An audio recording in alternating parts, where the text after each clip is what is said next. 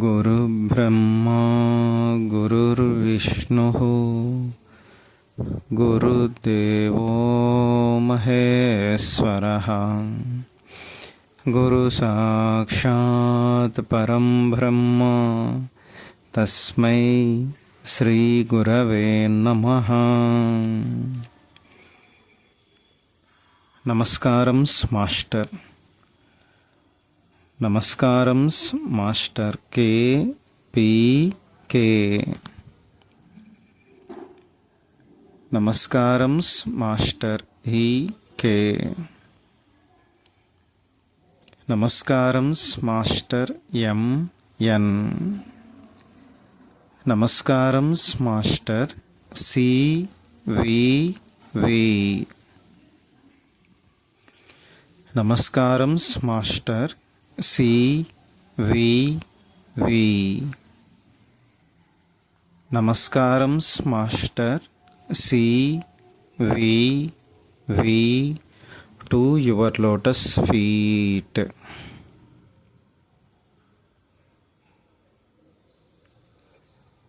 ఓం శాంతి శాంతి శాంతి. సోదర బృందానికి నమస్కారాలు. మనం భాగవతం రహస్య ప్రకాశం దశమస్కందం పూర్వభాగం మొదటి పుస్తకం చదువుకుంటున్నాం. ముందుగా కొన్ని ప్రార్థనా పద్యాలు. శ్రీ కైవల్య పదంబు చేరుటకునై చింతించెదన్ లోకరక్షైకారంభకు భక్తపాలన కళా సంరంభకున్ దానవోద్రేక స్తంభుకు కేలీలోల విలసదృగ్జాల సంభూత నానా కంజాత భవాండ కుంభకున్ మహానందాంగనాడింబకున్ వాలిన భక్తి మృక్కెద అవారిత తాండవ కేలికిన్ దయాశాలికి శూలికిన్ శిఖరి బాల శశాంక మౌలికి కపాలికి మన్మద గర్వ పర్వతోన్మూలికి నారదాది ముని ముఖ్య మనస్సరసీరుహాలికిన్ ఆతత సేవ చేసెద సమస్త చరాచర భూత సృష్టి విజ్ఞాతకు భారతీ హృదయ సౌఖ్య విధాతకు వేదరాశి నిర్ణేతకు దేవతా నికర నేతకు కల్మష చేతకున్ అదత్రాతకు దాతకున్ నిఖిల లోక శుభప్రదాతకున్ అని నిఖిల భువన ప్రధాన దేవతా వందనంబు చేసి ఆదర మొప్ప మృక్కిడిదు అద్రిశ్రుత హృదయానురాగ సంపాదికి రోషభేదికి ప్రసన్న వినోదికి విఘ్నవల్లికాచ్ఛేదికి మంజువాదికి అశేష జగజ్జన ఆనందవేదికిన్ మోదకకాదికిన్ సమద మూషక సాదికి సుప్రసాదికిన్ శారద నీరదేందుగన సార పటీర మరాల మల్లికాహార తుషార ఫేన రజతాచలకాస ఫణీస కుంద మందార సుధాపయోధి సిత తామర సామర వాహిని శుభాకారత నొప్పు నిన్ను మది కానగ ఎన్నడు కల్గు భారతి. అమ్మలు కన్నయమ్మ ముగురమ్మల మూలపుటమ్మ చాల పెద్దమ్మ సురారులమ్మ కడుపారడి పుచ్చినయమ్మ తన్నులో నమ్మిన వేల్పుటమ్ముల మనమ్ముల ఉండెడియమ్మ దుర్గమాయమ్మ కృపాబ్ది ఇచ్యుత మహత్వ కవిత్వ పటుత్వ సంపదల్ హరికిన్ పట్టపు దేవి పుణ్యముల ప్రోవర్ధంపు పెన్నిక్క చందురుతో బుట్టువు భారతీ గిరిసుతల్తో నాడు పూబోడి తామరలందుండెడి ముద్దరాలు జగముల్ మన్నించు నిల్లాలు బాసురతన్లేములు వాపు తల్లి సిరి ఇచ్చున్ నిత్య కళ్యాణముల్ పలికెడిది భాగవతమట పలికించు విభుండు రామభద్రుండట నే పలికిన భవహరమగునట పలికెద వేరొండు గాథ పలుకగ నేలా భాగవతము తెలిసి పలుకుట చిత్రంబు సూలికైన దమ్మె చోలికైన విబుధ జనుల వలన విన్నంత కన్నంత తెలియవచ్చినంత తేటపరదు.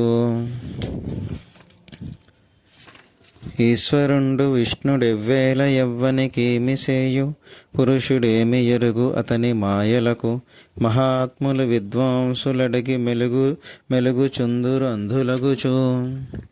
ఒక సూర్యుండు సమస్త జీవులకు తానొక్కొక్కడై తోచు పోలిక ఏ దేవుడు సర్వకాలములు మహాలీలన్ నిజోత్పన్న జన్యకదంబ కదంబు లసృహత్సరోరుహములన్ నానా విధానోన రూపకుడై ఒప్పుచునుండు అట్టి హరిని నే ప్రార్థింతు శుద్ధుండనై.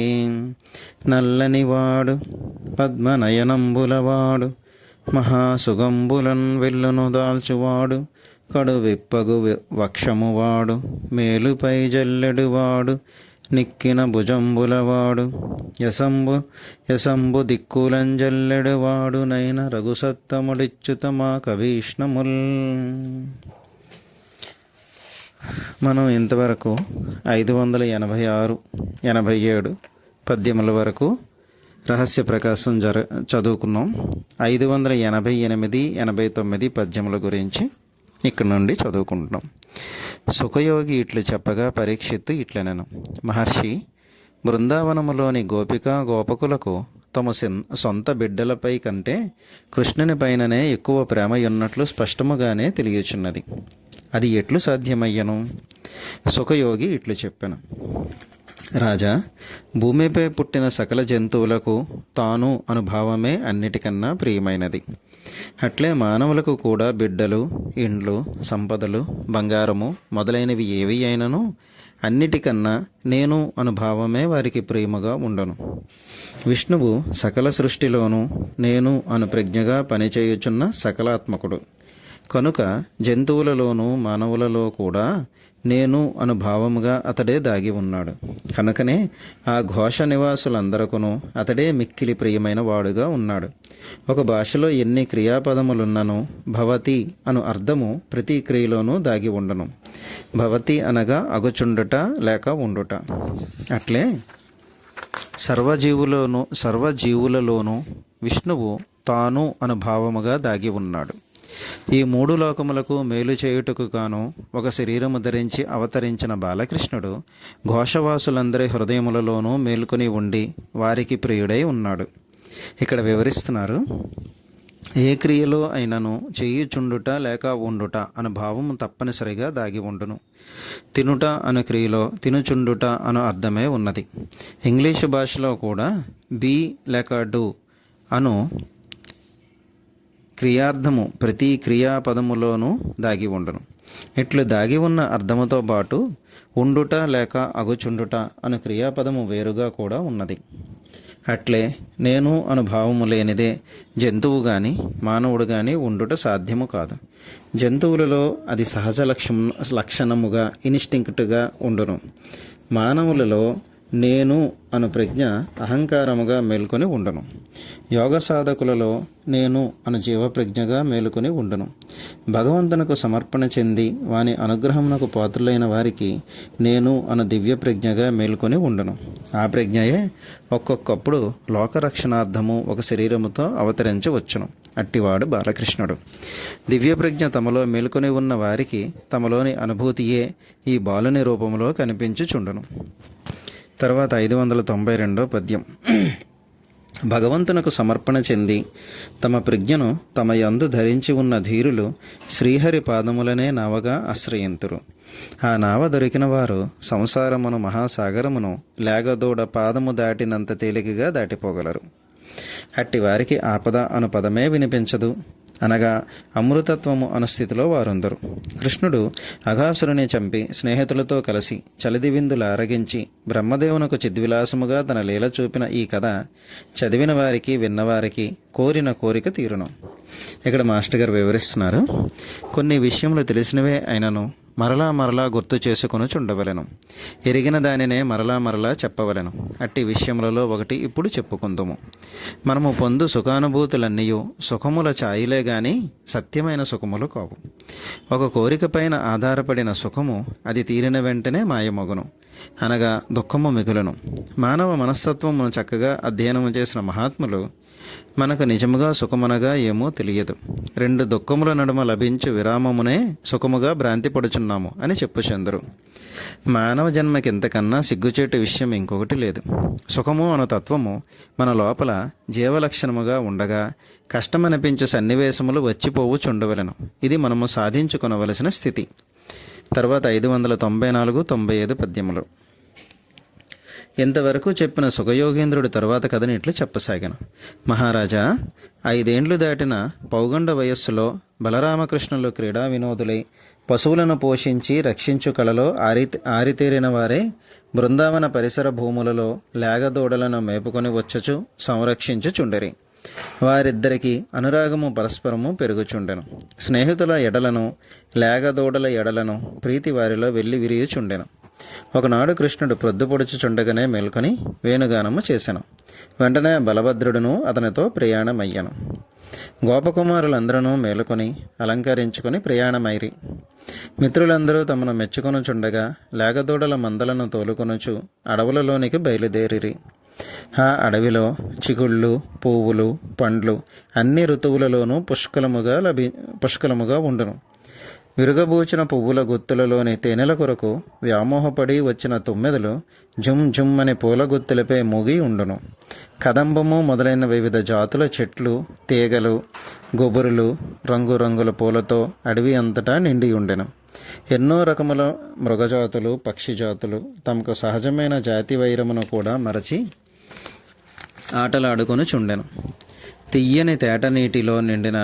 తియ్యని తేట నీటితో నిండిన సరస్సులపై నుండి సుగంధబంధురమైన పిల్లగాలులు వీచుచుండెను. ఆ అరణ్య భాగమును చూచిన కృష్ణుడు సంతోషించి అక్కడ ఆటలాడుకొనవలెనని నిశ్చయించను. ఇక్కడ చిన్న వివరణ ఇచ్చారు. ఈ వచనములో ముక్త పదగ్రస్తము అను శబ్దాలంకారం ఉన్నది. ఒక సమాసము చివర ఏ పదముండునో ఆ పదమునే తర్వాత సమాసము మొదట వాడుట జరుగును. ఇటువంటి అలంకారములు చదువుటకు ఆహ్లాదము కలిగించును. ఇది 596వ పద్యం.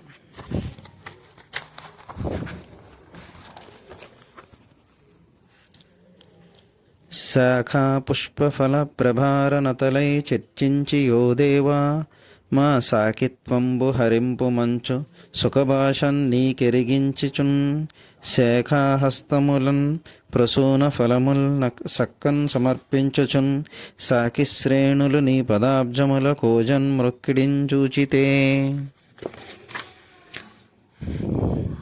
కృష్ణుడు బలరామునితో కలిసి సగౌరవముగా ఇట్లనెను.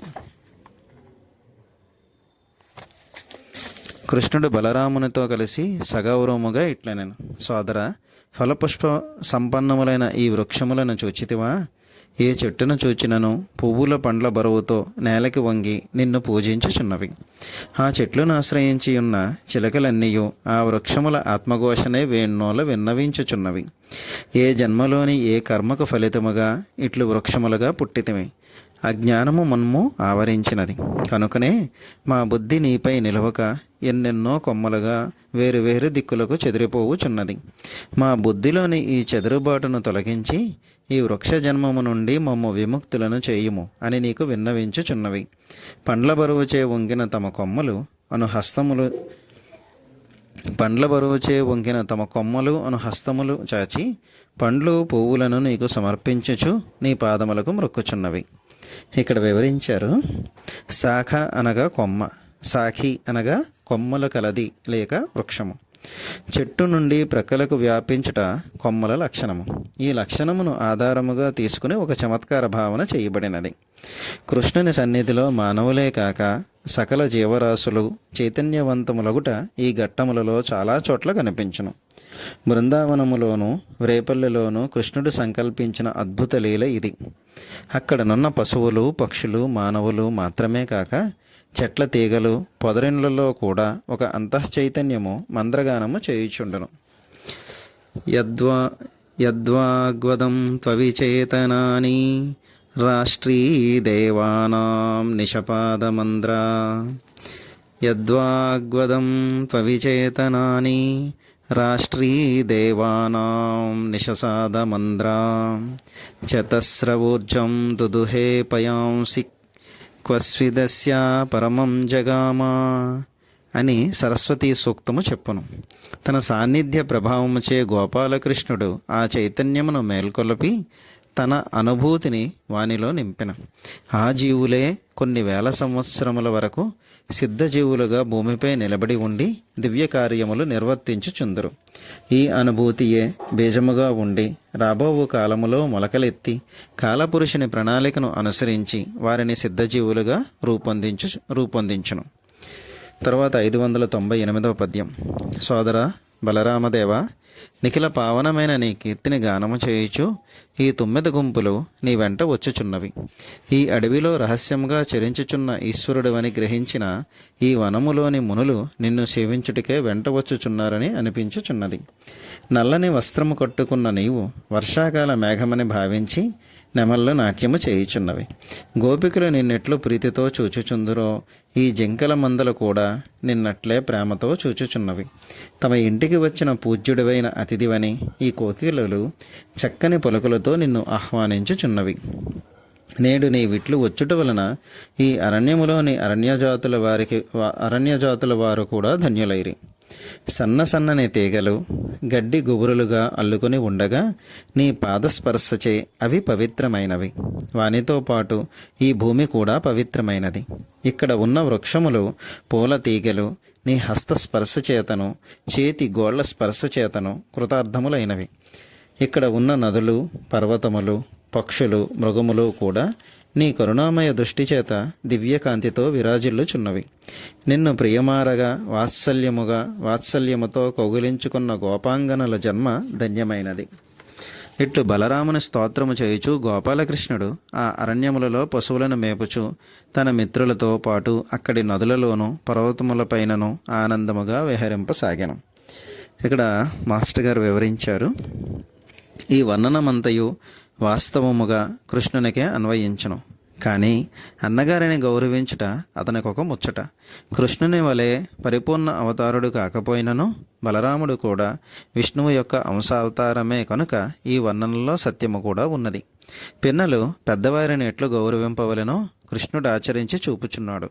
లౌకికమైన ధర్మములను తాను ఆచరించినచో లోకము కూడా తననే అనుసరించి చెడిపోవును. లౌకికమైన ధర్మములను తాను ఆచరించనచో లోకము కూడా తననే అనుసరించి చెడిపోను. తాను మహిమాన్వితుడు, శక్తివంతుడు కనుక తాను చిన్న విషయములలో కూడా ధర్మము ఆచరించి తీరవలను. తనను చూచి సామాన్యులు కూడా ధర్మాచరణము నేర్చుకుందరు. లౌకికమైన మర్యాదల విషయంలో కృష్ణుడెన్నడూనూ పొరపాటుగా ప్రవర్తింపలేదు. కృష్ణుడు ఇట్లు విహరించుచు ఒకచోట 9 గుంపులు జుమ్మని గానము చేయుచుండగా వానితో తాను కూడా జుంకారనాదము చేసెను. ఒకచోట కలహంసల గుంపు క్రేంకారములు చేయుచుండగా తాను కూడా వానిని అనుకరించుచు క్రేంకారము చేసెను. మరి ఒక చోట మదించిన నెమళ్ళు గుంపులుగా నాట్యమాడుచుండగా తాను కూడా చేతులు త్రిప్పుచు నాట్యమాడసాగాను. వేరొక చోట అడవి ఏనుగుల గుంపులు గంభీరముగా నడుచుచుండగా తాను కూడా వానిని అనుకరించుచు నడవసాగాను. క్రౌంచ పక్షులు, చక్రవాక పక్షులు కోతలు పెట్టుచుండగా తాను కూడా వాని వలనే కోతలు పెట్టెను. అడవిలో పులులు, సింహములు కనిపించినప్పుడు తన లేగల మందలతో పాటు భయపడుచున్నట్లు దూరముగా తొలగిపోవుచుండెను. ఈ పద్యములో 9 గాని ఏనుగులు గాని గుంపులుగా ఉన్నవని చెప్పుటలో విశేషమున్నది. గోపికలను గాని గోప బాలకులను గాని లేగదూడల మందలను గాని బాలకృష్ణుడు బృందములుగా ప్రభావితము చేయుట మనము గమనింపవచ్చును.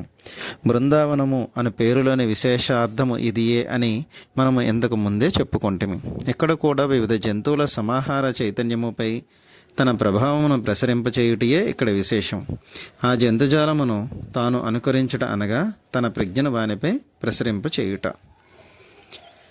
ఈరోజు ఈ కార్యక్రమం ఇక్కడితో ముగిద్దాం. మనం ప్రస్తుతం 601వ పద్యం వరకు చదువుకోవడం జరిగింది. స్వస్తి.